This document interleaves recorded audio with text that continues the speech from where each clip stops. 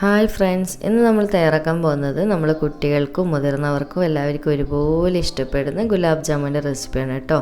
അപ്പോൾ നമുക്കിതെങ്ങനെയാണ് ടേസ്റ്റി ആയിട്ട് തയ്യാറാക്കുന്നതെന്ന് നോക്കിയാലോ.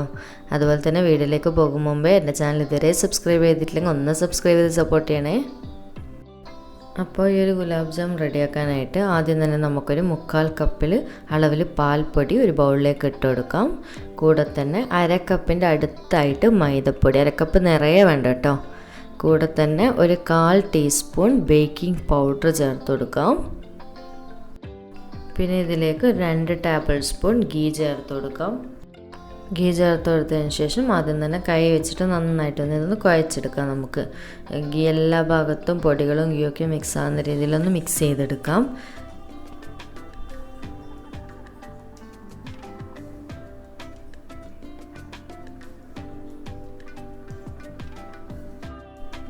പൊടികൾ മിക്സ് ചെയ്ത് കൊടുത്തതിന് ശേഷം ഇതിലേക്ക് 1/4 കപ്പ് അളവിൽ പാല് ചേർത്തിട്ട് നമുക്കൊന്ന് കുഴച്ചെടുക്കാം. പാല് ചേർക്കുമ്പോൾ ശ്രദ്ധിക്കേണ്ട ഒരു കാര്യം, മുഴുവനായിട്ട് ഒരുമിച്ച് ചേർത്തിട്ട് കുഴച്ചെടുക്കരുത്. കുറച്ച് കുറച്ചായിട്ട് ചേർത്തിട്ട് വേണം കുഴച്ചെടുക്കാൻ. അതുപോലെ തന്നെ നമ്മൾ പ്രത്യേകം ശ്രദ്ധിക്കേണ്ട ഒരു കാര്യം എന്ന് വെച്ചാൽ, കുഴച്ചെടുക്കുന്ന സമയത്ത് നന്നായിട്ട് നോട്ട് ചെയ്യേണ്ട ഒരു കാര്യമാണ് ഞാൻ ഇത് പറയുന്നത്. കുഴച്ചെടുക്കുന്ന സമയത്ത് നമ്മൾ നന്നായിട്ട് ചപ്പാത്തിക്കൊക്കെ കുഴക്കുന്ന പോലെ പ്രസ് ചെയ്ത് കുഴക്കാൻ പാടില്ല. എങ്കിൽ നമ്മുടെ ഗുലാബ് ജാമുൻ സോഫ്റ്റായിട്ട് കിട്ടില്ല, നല്ല ഹാർഡായിപ്പോൾ. ഇതുപോലെ ഞാൻ ചെയ്യുന്ന പോലെ നമ്മൾ പുട്ടിനൊക്കെ കുഴച്ചെടുക്കില്ല, മെല്ലെ മെല്ലെ ഒന്ന് കുടഞ്ഞിട്ടുള്ള രീതിയിൽ, ആ ഒരു രീതിയിലൊന്ന് കുഴച്ചെടുത്താൽ മതി കേട്ടോ. ഇതുപോലെ കുറച്ച് പാലൊന്ന് ഒറ്റിച്ചെടുത്തിട്ട്, ഒരുപാട് പാൽ ഒഴിക്കരുത്, എങ്കിൽ നമുക്ക് ഒരുപാട് ലൂസായിപ്പോയി. അപ്പോൾ ഇത് പാകത്തിനുള്ളൊരു മാവായിട്ട് നമുക്ക് ഉരുട്ടിയെടുക്കാൻ പാകത്തിനായിട്ട് കുഴച്ചെടുക്കാം. ഇതുപോലെ നന്നായിട്ട് പ്രസ് ചെയ്യാതെ മെല്ലെ മെല്ലെ ആയിട്ട് കുഴച്ചെടുക്കണം കേട്ടോ. എങ്കിലും നമുക്ക് നല്ല പെർഫെക്റ്റ് ആയിട്ടുള്ള സോഫ്റ്റ് ആയിട്ടുള്ള ഗുലാബ് ജാമുൻ റെഡിയാക്കി എടുക്കാൻ പറ്റും. ഈ ഒരു രീതിയിൽ കുഴച്ചെടുക്കാം. ഇപ്പോൾ ഈ ഒരു രീതിയിൽ ഞാൻ കുഴച്ചെടുത്തിട്ടുണ്ട്. ഇനി നമുക്കിതൊന്ന് അടച്ചു വെച്ചിട്ട് ഒരു 15 മിനിറ്റ് റെസ്റ്റ് ചെയ്യാൻ വേണ്ടിയിട്ട് വെക്കാം. ഇനി നമുക്ക് ഈ ഒരു ഗുലാബ് ജാമിന് ആവശ്യമായിട്ടുള്ള പഞ്ചസാര സിറപ്പ് ഒന്ന് തയ്യാറാക്കിയെടുക്കാം.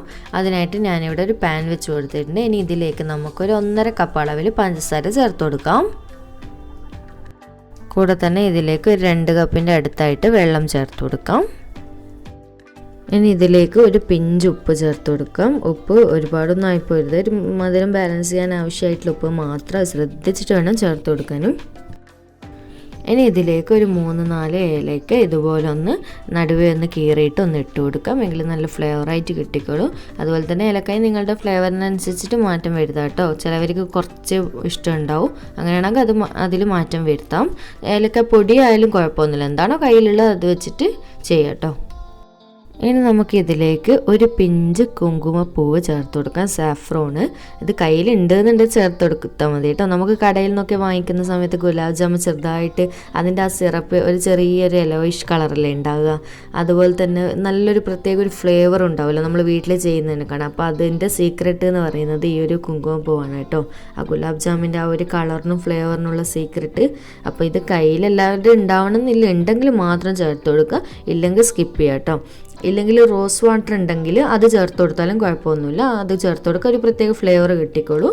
അല്ലെങ്കിൽ ഇതൊന്നും രണ്ടും കയ്യിലില്ല എന്നുണ്ടെങ്കിൽ സ്കിപ്പ് ചെയ്താലും കുഴപ്പമൊന്നുമില്ല കേട്ടോ. നമ്മുടെ പഞ്ചസാര സിറപ്പ് അവിടുന്ന് തിളച്ച് വരട്ടെ.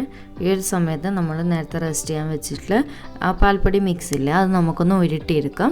അത് നിങ്ങളുടെ എത്രയാണോ സൈസിൻ്റെ വലുപ്പത്തിനനുസരിച്ചിട്ട് അത് മാറ്റം വരുത്തുക കേട്ടോ. ഞാനിപ്പോൾ ഈ ഒരു രീതിയിൽ ഈ ഒരു സൈസിലാണ് ചെറിയ ചെറിയ ബോൾസ് ആയിട്ട് ഉരുട്ടിയെടുക്കുന്നത്. നിങ്ങൾക്കത് നിങ്ങളുടെ ഇഷ്ടത്തിനനുസരിച്ച് മാറ്റം വരുത്താം.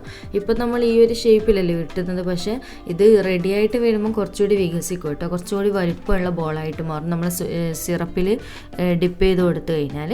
അപ്പോൾ അതിനനുസരിച്ചിട്ടുള്ള സൈസ് നിങ്ങൾക്ക് ഇഷ്ടമുള്ള പോലെ എടുക്കാം. അപ്പോൾ ഇതുപോലെ നന്നായിട്ട് ബോൾ ചെയ്തെടുക്കുക. അതുപോലെ തന്നെ ബോൾ ചെയ്തെടുക്കുമ്പോൾ ഒരു കാര്യം പ്രത്യേകം നോട്ട് ചെയ്യേണ്ടത് എന്താണെന്ന് വെച്ച് കഴിഞ്ഞാൽ, നമ്മൾ പ്രസ് ചെയ്തിട്ട് ബോൾ ചെയ്തെടുക്കരുത്.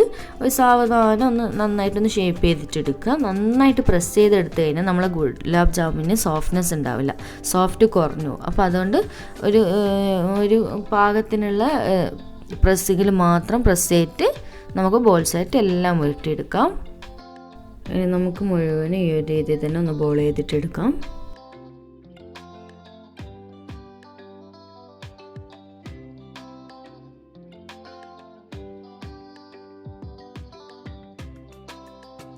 ഇപ്പോൾ കണ്ടില്ലേ, മുഴുവൻ ബോൾസും ഞാൻ ഈ ഒരു രീതിയിലൊന്ന് ബോൾ ചെയ്തെടുത്തിട്ടുണ്ട്. ഇനി നമുക്കിതൊന്ന് ഫ്രൈ ചെയ്തെടുക്കണം. അതിന് മുന്നേ നമ്മുടെ പഞ്ചസാര സിറപ്പ് കണ്ടില്ലേ, കുങ്കുമപ്പൂവൊക്കെ ഇട്ടതുകൊണ്ട് നല്ലൊരു യെലോയിഷ് കളറും ആയിട്ടുണ്ട്. നമുക്കിനി ഇത് റെഡിയാക്കി എടുക്കേണ്ടത് ഒരു ഓയിൽ തിക്നെസ്സിലാണ് കേട്ടോ. 1 സ്ട്രിങ് കൺസിസ്റ്റൻസി ഒന്നും വേണ്ട, മറ്റേ ഒറ്റ നെൽപ്പരുവയില്ല, അതൊന്നും വേണ്ട. ഓയിൽ തിക്നെസ് എന്ന് പറയുമ്പോൾ ആ ഒരു ഓയിലിൻ്റെ കട്ടിയിലായിട്ടുള്ള ആ ഒരു രീതിയിൽ മാത്രം മതി കേട്ടോ. അപ്പോൾ ഇത് നന്നായിട്ട് തിളച്ച് വരുന്നുണ്ട്. ഇനി നമുക്കിത് ആ ഒരു ഓയിൽ തിക്നെസ് ആയിക്കഴിഞ്ഞാൽ ഫ്ലെയിം ഓഫ് ചെയ്ത് കൊടുക്കാം. ആ ഒരു സമയത്ത് നമുക്കത് നമ്മൾ ഉരുട്ടി വെച്ചിട്ടുള്ള ഗുലാബ് ജാമുൻ ഒന്ന് ഫ്രൈ ചെയ്തെടുക്കാം. അതിനായിട്ട് ഞാനൊരു ഗുലാബ് ജാമുൻ ഇട്ടുന്ന സമയത്ത് ഞാൻ ഓയിൽ ചൂടാൻ വേണ്ടിയിട്ട് വെച്ചിട്ടുണ്ടായിരുന്നു കേട്ടോ. ഇപ്പോൾ നമ്മുടെ ഓയിൽ അത്യാവശ്യം ചൂടായി വന്നിട്ടുണ്ട്. ഇനി നമുക്ക് നമ്മൾ റെഡിയാക്കിയിട്ടുള്ള ഗുലാബ് ജാമുൻ ഓരോന്നായിട്ട് ഇട്ട് കൊടുക്കാം. നമ്മൾ ഗുലാബ് ജാമുൻ റെഡിയാക്കുമ്പോൾ എപ്പോഴും ആ ഒരു ബോൾസായിട്ട് ഉരുട്ടിയെടുക്കുന്ന സമയം തന്നെ നമ്മൾ ഓയിൽ ചൂടാക്കാൻ വേണ്ടിയിട്ട് വെക്കണം കേട്ടോ. അല്ലാതെ നമ്മൾ ഉരുട്ടിയിട്ട് ഒരുപാട് സമയം വെക്കുമ്പോൾ ഇത് നമ്മുടെ ബോൾസ് ഹാർഡായിട്ട് വിള്ളൽ വരും. അപ്പോൾ അത് ഒഴിവാക്കാൻ വേണ്ടിയിട്ടാണ് ഞാൻ പറഞ്ഞിട്ടുള്ളത്. അപ്പോൾ ഞാൻ മുന്നേ വെച്ചിട്ടുണ്ടായിരുന്നു. അപ്പോൾ എല്ലാ ബോൾസും ഇതുപോലെ ഇട്ട് കൊടുക്കാം. ഇപ്പം ഞാൻ മുഴുവൻ ബോൾസ് ഇതിലേക്ക് ഇട്ട് കൊടുത്തിട്ടുണ്ട്. ഇനി നമുക്ക് കൈയെടുക്കാതെ കണ്ടിന്യൂസ് ആയിട്ട് ഇതുപോലെ തിരിച്ചും മറിച്ചും ഒക്കെ ഒന്ന് ഇട്ടിട്ട് നമുക്കിത് ഒരു നല്ലൊരു ബ്രൗൺ കളറാകുന്നവരെ ഒന്ന് ഫ്രൈ ചെയ്തെടുക്കാം. കണ്ടിന്യൂസ് ആയിട്ട് ഇതുപോലെ ഒന്ന് ഇളക്കിക്കൊണ്ട് നിൽക്കണം കേട്ടോ, എങ്കിൽ എല്ലാ ഭാഗവും ഒരേ രീതിയിലുള്ള കളറായിട്ട് കിട്ടുള്ളൂ.